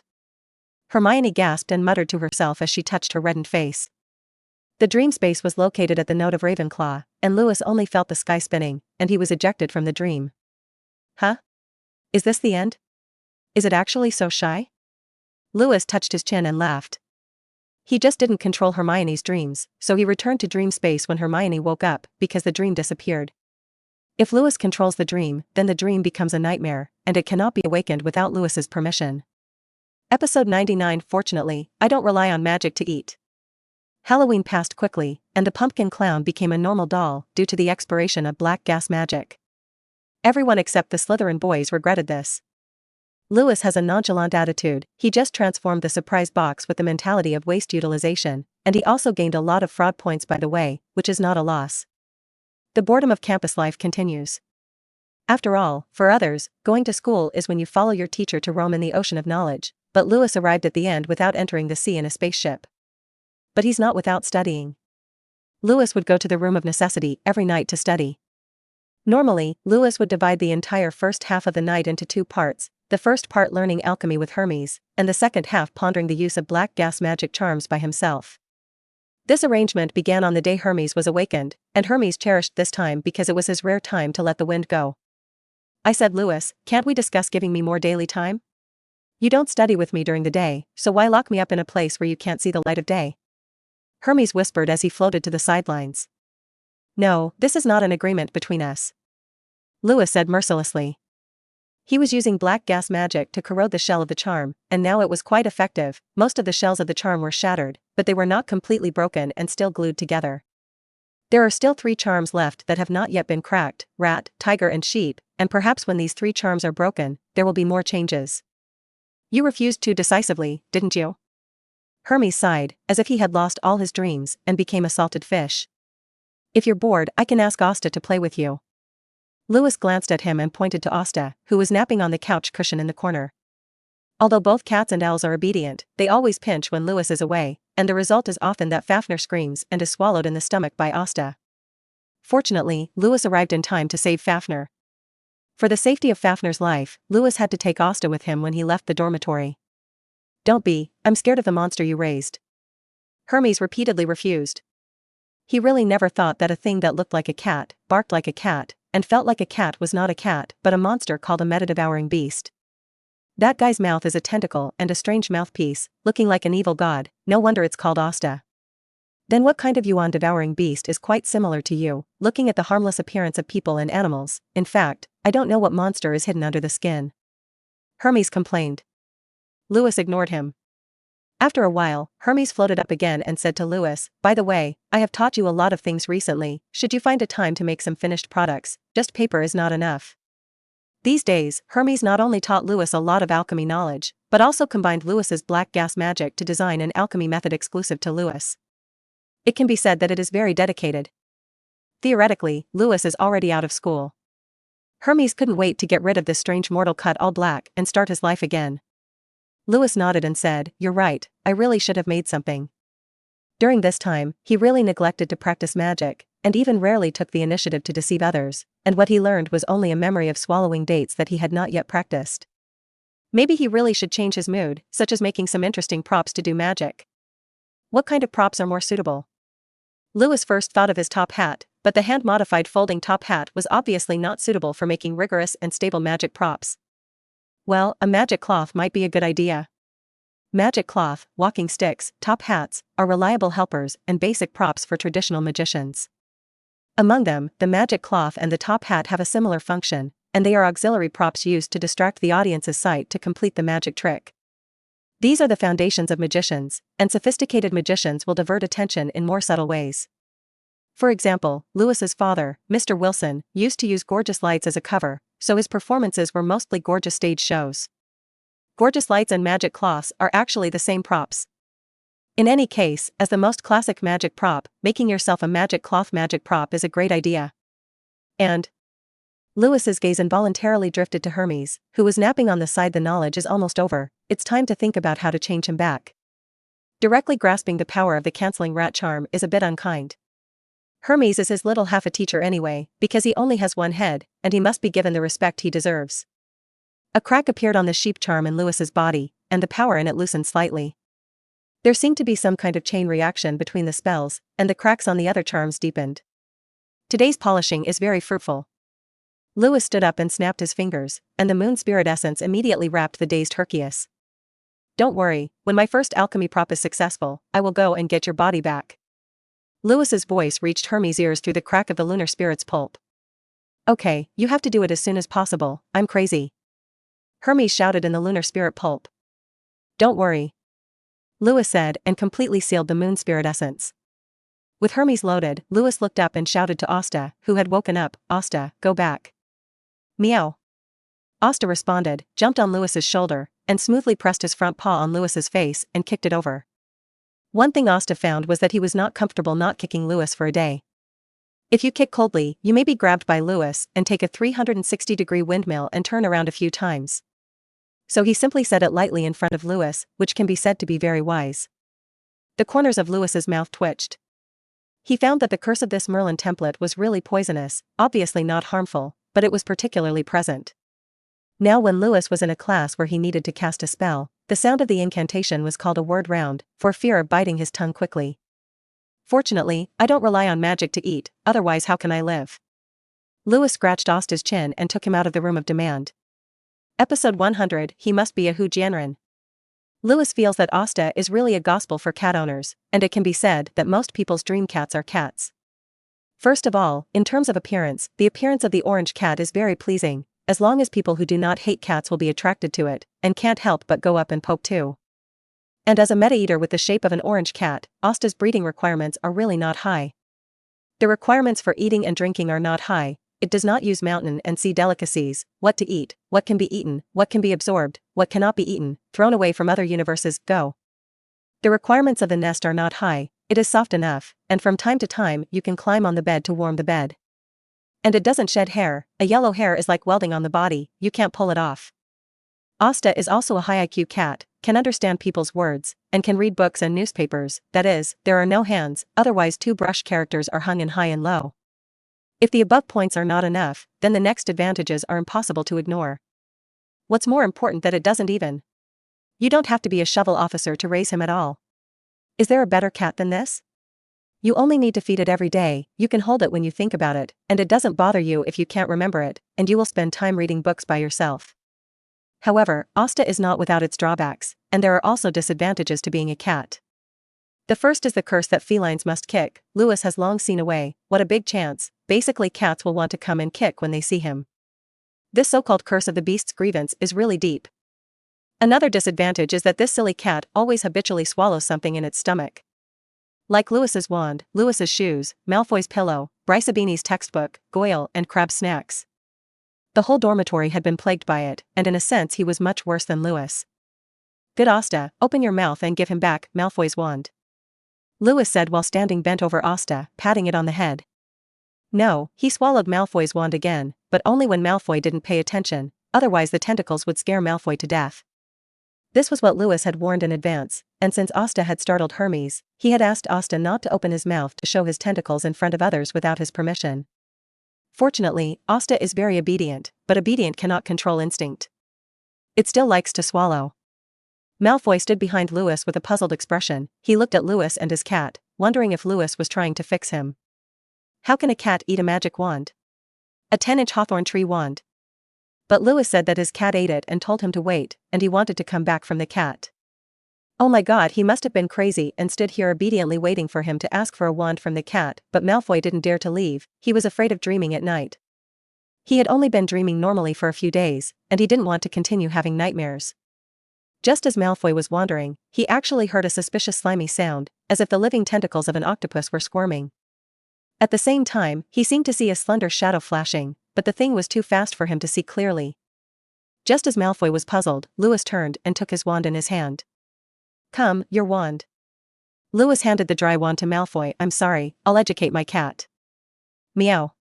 Asta jumped on the table next to Lewis and shouted at him, and he knocked him on the brain.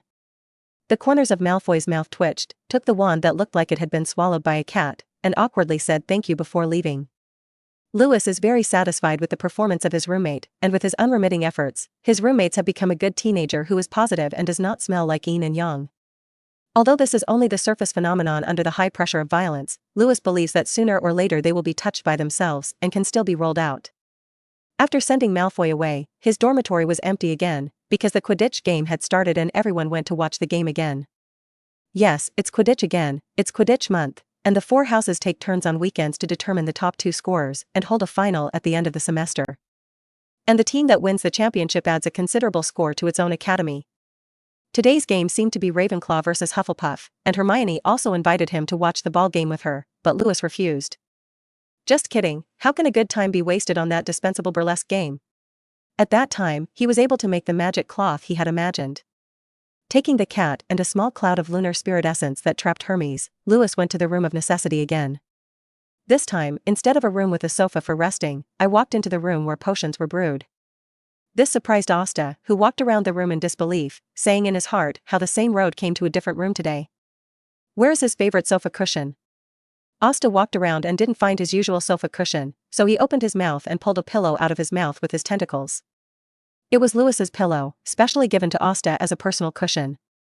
Asta satisfiedly stepped on the pillow, let the pillow fluff up and lay down contentedly, asked about the smell of Lewis on the pillow, and habitually kicked his hind foot twice. It closed its eyes comfortably and planned to take a nap, but a sudden coughing sound interrupted its sleepiness. I saw Lewis sitting on a chair made of moon spirit essence, surrounded by smoke, and holding a lit pipe in his hand.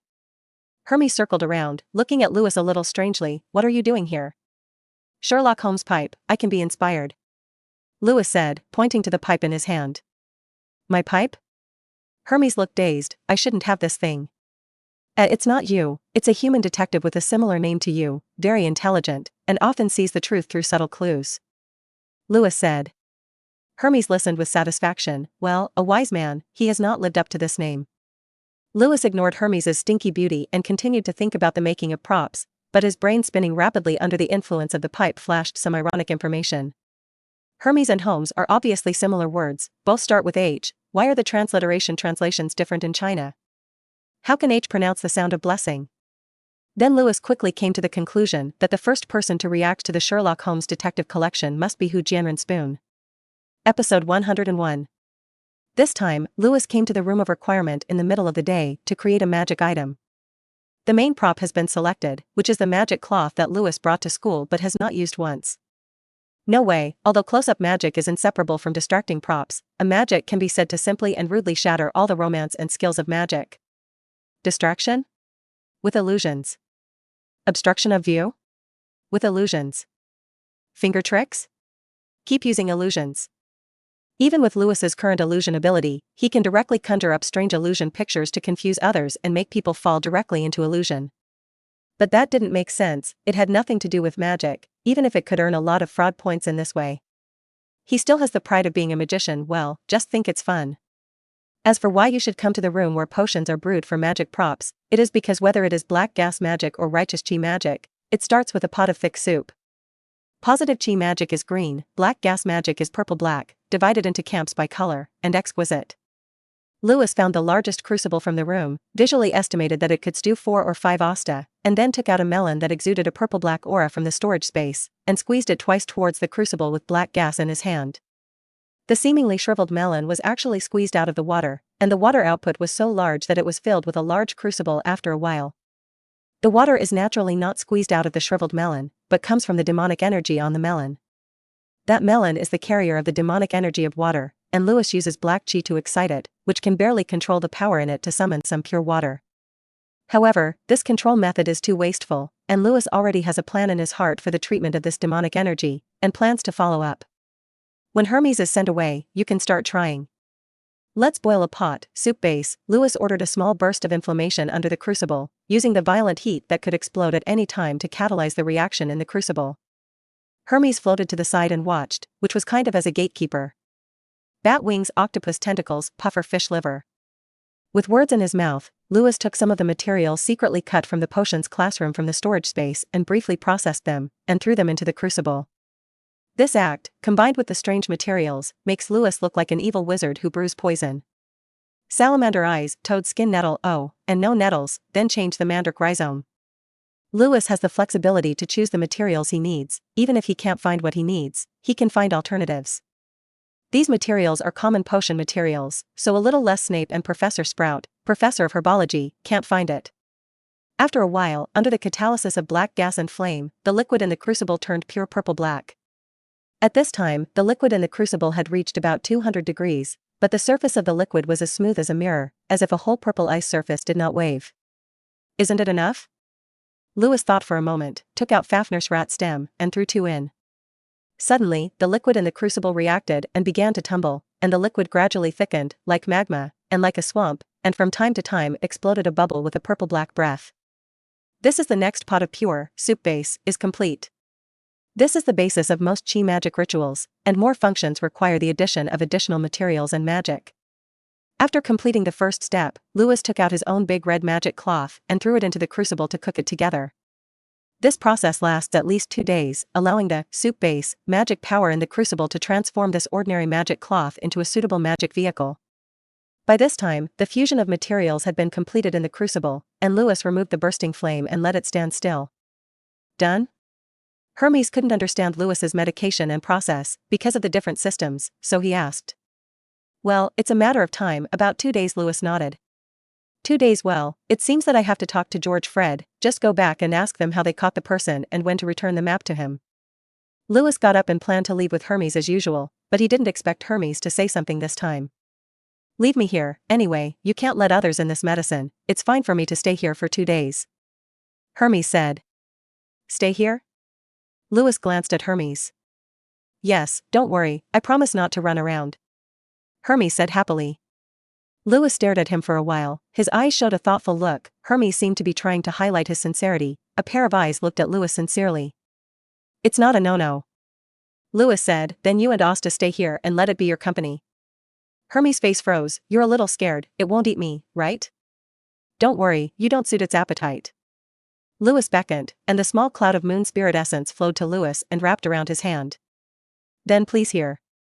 Lewis put on a top hat, see you the day after tomorrow, see you the day after tomorrow. Hermes said goodbye to Lewis happily. He floated and watched as Lewis walked towards the door of the room of requirement, which appeared as Lewis approached. He didn't move. Lewis pushed the door opened, and Hermes didn't move. When Lewis walked out and the door closed, he still didn't move. When the pattern of the gate disappeared, Hermes floated to the position of the gate. No patterns emerged, and the bare walls stood in front of Hermes. Why? Hermes glanced sideways at Asta. Even the cat could activate the gate, but he couldn't. Let's use the old way. Hermes floated back to the room crucible, where a blackened magic cloth rose and fell in the purple-black liquid. In order to prevent his actions from knocking over the crucible for a moment to make Lewis suspicious, he deliberately centered on this position. He closed his eyes, and a huge force gushed out of his small head and communicated with the core of the room at a specific frequency. He was Hermes, the originator of alchemy, and this kind of room only needed 2 or 3 days of study in his eyes to fully understand. Now I just have to separate an extra room and then I hide in it, and then I can escape if I meet other people who use this room. Hermes smiled and muttered to himself.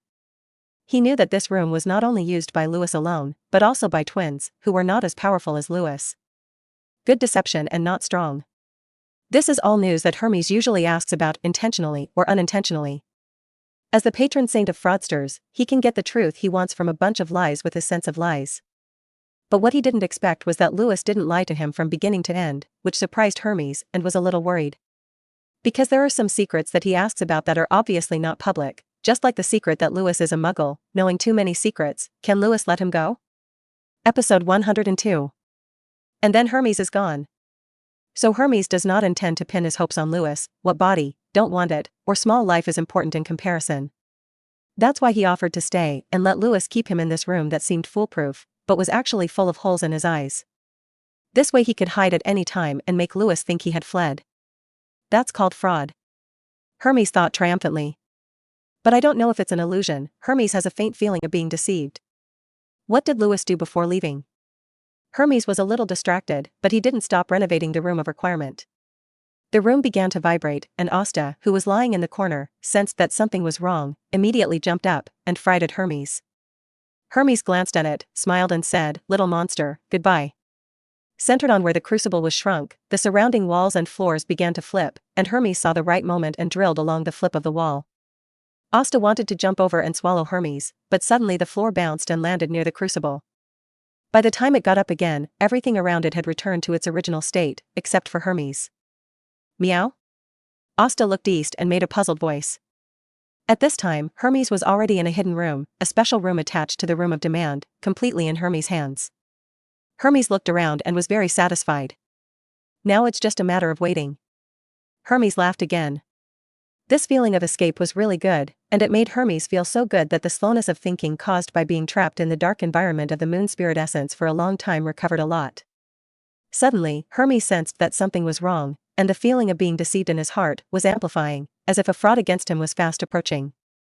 He suddenly felt as if he was surrounded by unreal feelings, and he looked around with wide eyes, as if he was looking at an illusory dream. This feeling has been there ever since he saw Lewis leave the room of demand. So illusion is also fraud? I didn't expect this to make you feel it. Lewis's voice came from all directions, as if he were omnipresent.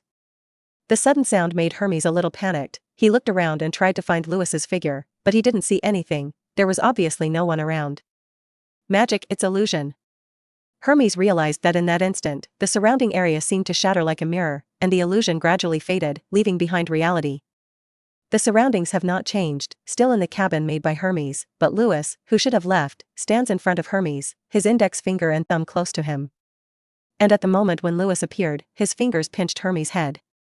I didn't expect you to keep this hand, powerful, worthy of Hermes. Lewis said with a smile. The shining ring of starlight in his left eye extinguished slightly, ending the release of illusion. Just now his departure was nothing more than an illusion fabricated, and Hermes suddenly raised the questionable statement that he had stayed. How could he ignore it? However, he didn't expect that Hermes could actually control the room of demand, and almost lost the other party. Fortunately, his substitute faceless phantom was reliable, and the substitute stand-in was more reliable. No matter how fast you are, can you run out of time? No matter how powerful you are, you actually use illusion. You and Hermes said helplessly, can you let go of me? It's uncomfortable to hold on like this. It's better to make it clear and put it again, otherwise it will take great trouble to catch you. Lewis said. It's really rude, how to say that I am also your teacher. Hermes said indignantly. That's what you rely on. I hope I let you go for the sake of teachers and students? Lewis asked. Can't you? I can't turn your face and deny people. Hermes said in a pretentious tone. Sounds reasonable. Lewis said. But do you really feel like Hermes? Hermes was stunned for a moment. To be honest, I never thought my simple and lame words could fool you, or we all told the truth. How about it? The corners of Lewis's mouth hooked, which made Hermes have a bad premonition. That or forget it, I won't run away, continue to teach you. Do you want to learn the method of manipulating the House of Demand? Pack teaching package meeting. Hermes said with a dry cough. No, I just learned it, but you demonstrated it once in front of my teacher. Lewis looked at Hermes. Besides, you don't have to run, you are originally my thing, I polished it with my own hands. Hermes was silent and did not speak. It seems that you have guessed a long time ago. Lewis said without surprise. Nonsense, who is normally one head? I haven't heard of that curse. Hermes said helplessly. What's more, when I examined your body at that time, I found that you had an active energy in your body, which could even awaken the stone statue, and your expression changed slightly when I said this. So you've been suspicious of me ever since? Lewis asked, then you still teach me knowledge? I didn't plan to have a good relationship with you and beg you to let me go when the time comes. Hermes said, you see I'm a fake god anyway, and there's nothing to lose for you if you let me go, right? I need to think about that. Lewis said casually. Hermes was stunned and sighed, even this sentence is false, it seems that you have already thought about how to deal with me. So you can guess how I handle it. Lewis said. Hermes glanced at Lewis, you hate when others see through your lies, so you won't keep me, not to mention that I know too many of your secrets, your unique power, and your identity as a non-wizard. Yes, I originally planned to let you feel my results as my teacher before leaving peacefully, but since you tried to escape, it was pointless. Lewis said. Just like you said, obviously you can be vain and there is no need to say it, and I can still give you decency if you continue to act. Oh, you learn fast. Hermes sneered and suddenly roared, I curse you. Before he could finish speaking, the pale yellow of wood covered his skull, instantly turning him into a hideous wooden sculpture of a skull with a distorted and roaring face. Thank you for this time of teaching, Mr. Hermes. Lewis said lightly, crushing the head of this wooden carving. Episode 103. Marauder's map stolen. Hermes did not walk peacefully, and it could be seen that if he had the ability, he would have skinned Lewis alive. It's a pity he didn't. But although Hermes is gone, he left Lewis with a mind full of knowledge. There can be no falsity of this knowledge, because the Hogwarts library may not have the detailed process of that knowledge, but it must have a reasonable and correct result. What's more, Lewis uses more of a substitute for normal magic and his own power, which can be seen through when broken, and there is no complicated technical content at all, and Hermes can't move his hands and feet. In addition to his mind full of knowledge, Lewis also gained ways to control the responsive house. In addition to opening an annex room next to the existing room, you can also open the door to enter this room at any time in Hogwarts Castle. Hermes is also a worthy death. Lewis paid tribute to Hermes as he cleaned up and burned the wood chips and put the crucible that was still boiling into this annex room. In this way, there is no need to worry about placing it in the responsive house, and the interference is wrong. Of course, the more convenient way is to throw it into the storage space, but in the storage space where I don't know where it is, time is completely still, and the crucible is only put in, and the magic cloth will not react. So be it, but the twins still have to find it, after all, the Marauder's map hasn't been given to me yet. Lewis said and left the room with Asta. It wasn't until the evening in the auditorium that Lewis saw the twins eating. Good evening too. Lewis walked over, not caring about the surprised gazes of the others. After all, everyone sat in groups according to the house during the meal, and Lewis sitting at the Gryffindor table in a Slytherin robe was simply provocative. But everyone was wise not to say much, because they had heard that Lewis was a very evil wizard, and even the evil Slytherin was subdued by his rectification. George and Fred probably didn't think so, and they welcomed Lewis's arrival. But that welcome was a little less enthusiastic when Lewis asked about Marauder's map and Peter Pettigrew. So did you lose the Marauder's map? Lewis raised his eyebrows, didn't find Peter Pettigrew either? Yes, it's a little embarrassing to say that, but we did lose the map. George was particularly annoyed when he mentioned it. It's all Fred, I talked about Peter Pettigrew in front of Ron, and I bet that man was in Ron's dorm room at the time. It's not my fault, you agreed when I proposed it. Fred retorted. What are you talking about? At this time, Ron and Harry, who were still excited, came over, and he said excitedly, you know what? Harry was allowed to join the Quidditch team. Harry looked embarrassed beside him, and although he was happy, there was always a sense of shame in being so publicized. We already knew. Wood told us. Fred and George came up and laughed at Ron's backwardness. You all know how. Ron sat down in frustration and looked at Lewis Wilson. You know what? I just knew, but I'm not interested in Quidditch. Lewis looked at Harry Potter. It seems that fate made an effort, or let Harry Potter find what he is good at. You're not interested in Quidditch? It's hard to believe. Is there anything more interesting in this world than Quidditch? Ron said exaggeratedly. There are many more interesting things in this world than Quidditch. It all depends on personal preferences. Lewis said casually, and then saw the mouse coming out of Ron's arms, with a vicious look on his face. How did Peter Pettigrew manage to drill around in other people's arms with peace of mind? Psychopath? No, spicy eyes, I can't watch it. Lewis turned to look at George and Fred. Let's continue what we just said, and then what? And then? No more, then the map is lost. George spread his hands. Map? What map? Ron asked curiously, and Harry on the side also looked curious. It's okay with you. George and Fred really didn't give their brother face at all, and they couldn't open his mouth with a word. At this time, the mouse lying in Ron's arms showed a sly look in its eyes. He is Peter Pettigrew, an animagus, a wizard who can turn into an animal. Armani Magus Transfiguration Spell is a kind of transfiguration spell, which belongs to a very high-end transfiguration spell, which is very difficult and dangerous, and students are not allowed to learn it, even if they leave the Ministry of Magic of the school. There are only 7 registered in the UK, and Peter Pettigrew is not registered, and he mastered this magical magic during his school days. He has been turning into a rat lurking in the Weasley house, passing from Percy Weasley's pet all the way to Ron Weasley's hands. But just a week ago, 2 of Ron Weasley's older brothers burst into his dormitory, rummaging through boxes and cabinets, and using manifestation spells everywhere. When Ron Weasley asked why, the twins simply said they were looking for Peter Pettigrew. When he heard the name, Peter Pettigrew in rat form was frightened, and he thought at first that he was exposed, and these 2 men had come to catch him, so that he could flee in fear. However, he soon discovers that the 2 men do not know that they are mice, and they do not even know who Peter Pettigrew is. So how exactly did they know their names? Marauder's map. Other than this, Peter Pettigrew couldn't think of any other reason. The 2 damn twins must have found the Marauder's map that Harry Potter's father made with his friends, including him, a traitor. Otherwise, why would the 2 wizards who were only in the 3rd year discover his existence and even call out his name? After knowing that the Marauder's map fell into the hands of others, Peter Pettigrew couldn't sleep, and he couldn't even eat his favorite strange beans. He was worried that the twins would soon suspect him, so he took advantage of the night to sneak to the twins' dormitory and steal the Marauder's map. In this way, it is foolproof, and such a good-to-use prop. The future role must be great. No matter how you think about it, it is earned. Just as Peter Pettigrew was smug, he suddenly heard the student in Slytherin robes mixed with a group of Gryffindors. How old is this rat of yours? Episode 104. Could it be that someone sued me? The sudden question made Peter Pettigrew's heart tremble. Do you say scabbing? Ron, who was eating the pie, had a hesitant expression on his face when he heard it. I don't know, it turned out to be Percy's pet, and I don't know its specific age. Percy raised it for 5 years, and 5 years ago, it suddenly appeared at home. George recalled and said. Percy gave it to Ron this year. It should be very old, right? Harry looked at the rat with some curiosity, but he had no idea how long a mouse would live.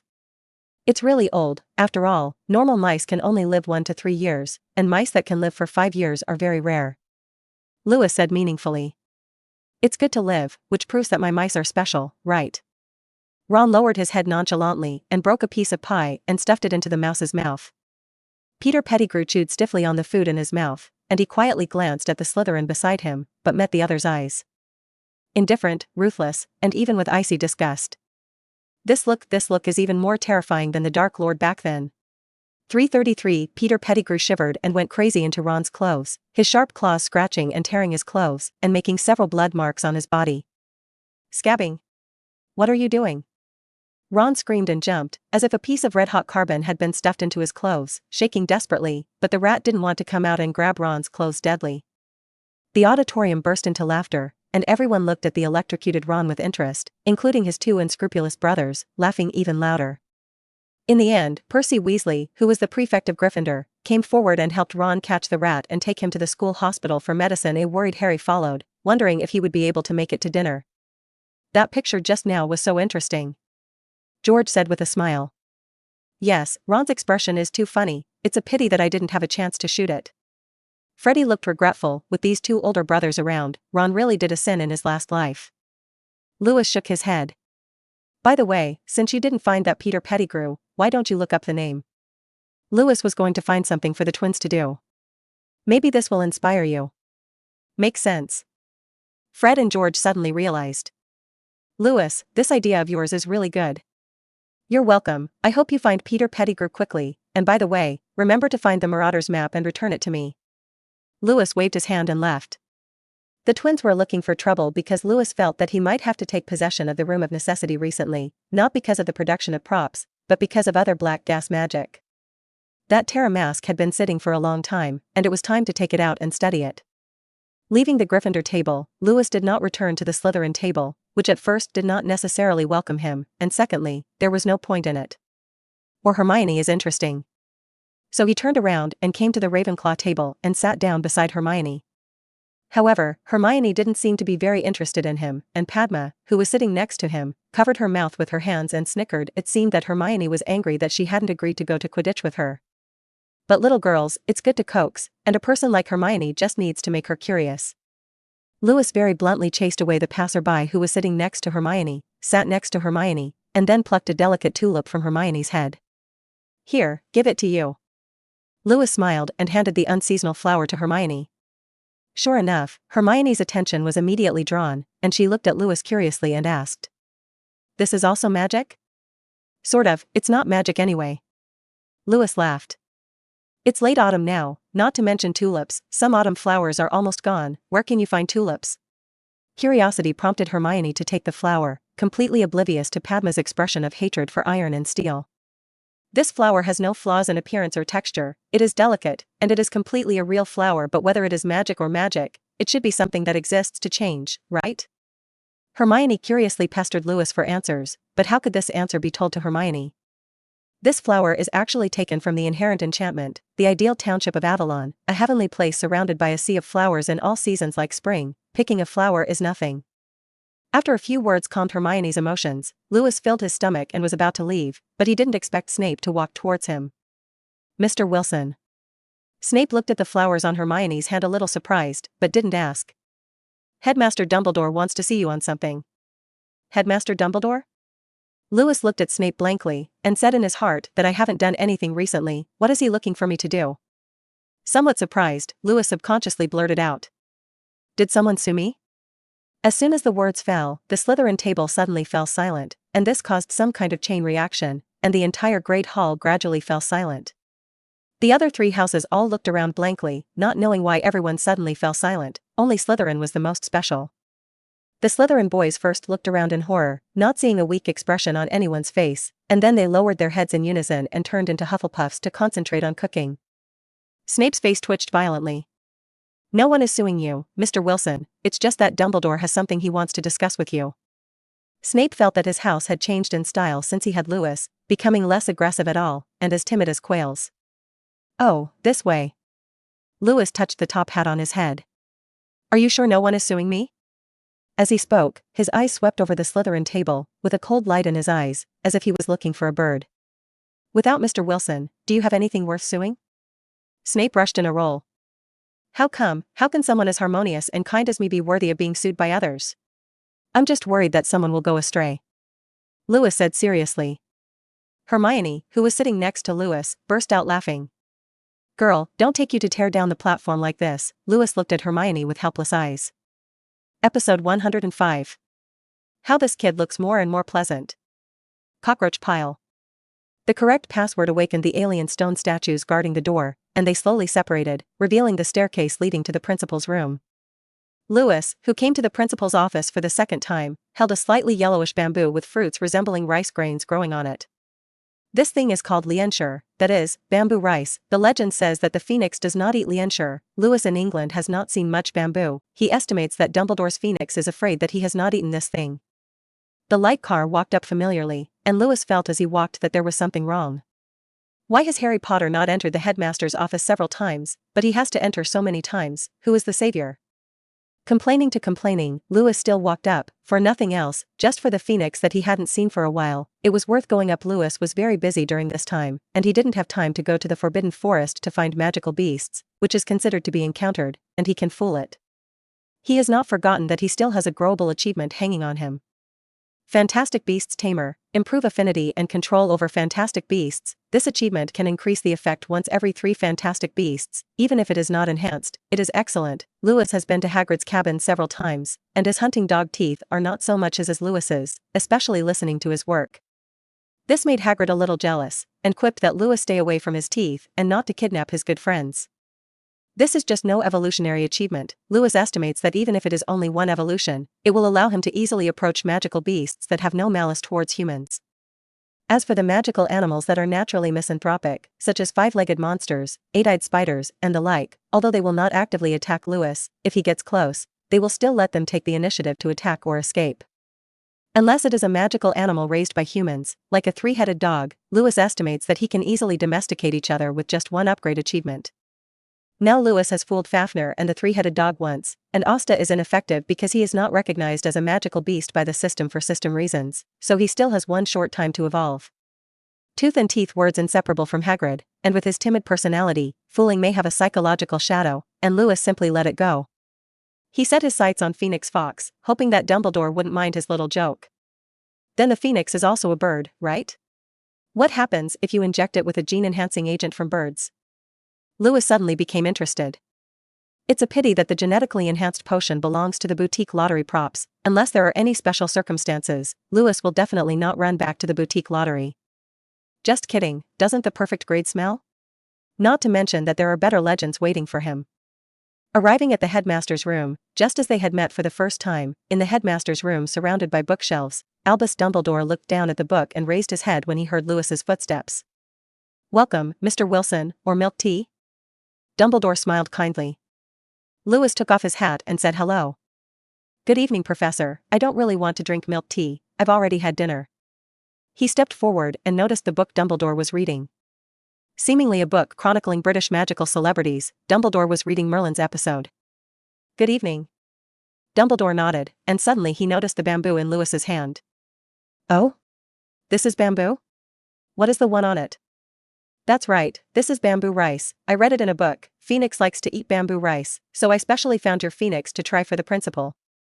Lewis shook the bamboo in his hand left and right, watching Phoenix Fox's head also shake left and right, obviously attracted by the bamboo rice, and then Lewis shook and sighed. Even the bamboo with bamboo rice turned into flying butterflies and scattered around, and then turned into light and shadow dissipated. Fox was stunned. It's not that Louis' performance is so wonderful, but Fox never imagined that there would be humans who want themselves. Although this human looks quite pleasant. Phoenix himself can be reborn from the fire without dying. Any life-threatening curse and fierce fire curse can take his own rut. This human actually dares to deceive it. Even if this human looks pleasant, it seems to be more pleasing to the eye. Fox tilted his head and screamed twice in dissatisfaction, but instead of being angry, he tentatively approached Lewis's palm and pecked gently. "Ask for flowers." "Well, this smells good, it's a human I like." Fox spread his wings and fanned, squealing with some regret. Alas, it's a pity, he already has a master, otherwise this teenager can try it, it's too pleasing to the eye. Dumbledore hadn't realized that he had almost lost his trusty Phoenix. He just looked at Fox, who was extraordinarily calm and even a little flattering, with a surprised expression. Although the Phoenix is a magical animal that is close to human wizards, it is also a haughty creature. How can it allow others to fool it? Even if it doesn't hurt, a puff of fire will still do. But now it actually shows closeness to Lewis, which is really incredible, and if it has to be explained, it can only be explained by Lewis himself's anomaly. Merlin bloodline, in addition to the power of dream demons, the power to be close to nature and magical animals may be very reasonable, but when Lewis first arrived, Fox didn't have that reaction. "Is there any difference in between?" "Mr. Wilson, it seems that you are very much loved by Fox." Dumbledore said. Lewis tilted his head to look at the system's prompts. "You fooled the legendary fantastic beast, Phoenix with illusion. Inconsequential fooling. You have obtained 500 fraud points, and your current point is 93,500 points. Your achievement, Fantastic Beasts Tamer, gets strengthened, slightly increases the effect. Fox's attitude change is entirely due to achievement, the strengthening of Fantastic Beasts Tamer, but Dumbledore is right, Fox does like himself, because of achievements." "I'm honored," Lewis said politely. He touched the Phoenix's head, felt the softness and temperature, put the top hat on the table, and sat on the guest seat. This time the cup was mellow black tea, which smelled good. "Mr. Headmaster, is there anything to do with me this time?" Lewis asked bluntly. In the evening, he also had to go to the room of necessity to perform the dark arts ritual, and there was not much time to delay. It's not a big deal, just discuss something with you about your bloodline. Dumbledore stared into Lewis's eyes and said 10.